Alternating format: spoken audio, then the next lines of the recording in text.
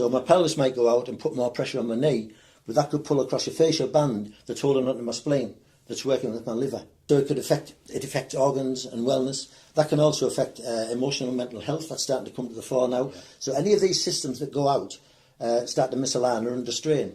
So again, with active balance, I think it's a great point that you're making there. Is we're not only aligning people, we're also making them versatile to be upright and competent. So that's the biggest message. Which for the average person will help their health, well-being, reduction in pain, inflammation. Yeah.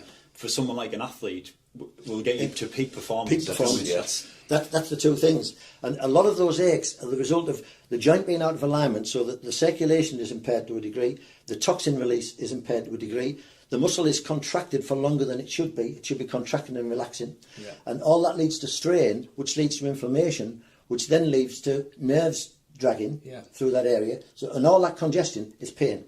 Yeah. That's why we have pain. Yeah. So when we look at pain, it's a mechanism.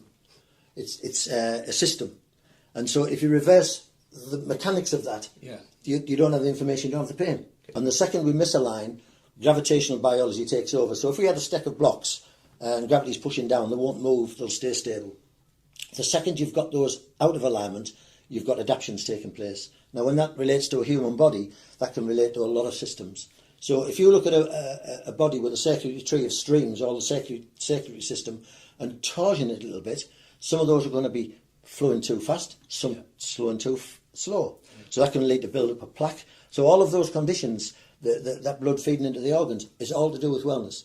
So the biggest story was always alignment. How do you get the people aligned? I think the good thing for people to understand is as well that, like you say, when we place stress on a joint, it deforms, it lays calcium down, it gets inflamed, all of those factors. But if we take that stress away, the joint will actually start to reverse some of those over a period of time. But if you take the stress away, the inflammation goes, the pain goes, but also those changes will slowly start to reverse. Muscles have some elasticity, and the other soft tissues have some degree of elasticity of movement, but the nerves are virtually non-stretchy. So what happens then is you'll get drag around a joint. Now you get nerve drag around a joint, and you'll get inflammation, but it'll also block the energy, meridian energy, that's been around and studied for thousands of years.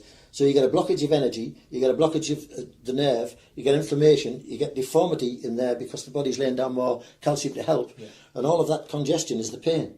Now when you bring the body back to alignment, all of this can reverse. Yeah, absolutely. And that's what we're doing. So what we're addressing straight away in active balance, our biggest thing is alignment first, and anything else afterwards. Yeah, absolutely. I've had a client recently myself, a lady unfortunately, she's been told by a surgeon she needs a hip replacement on one side, and the other side it might follow in a few years. Now what's ironic is the side they want to operate on is the painful side.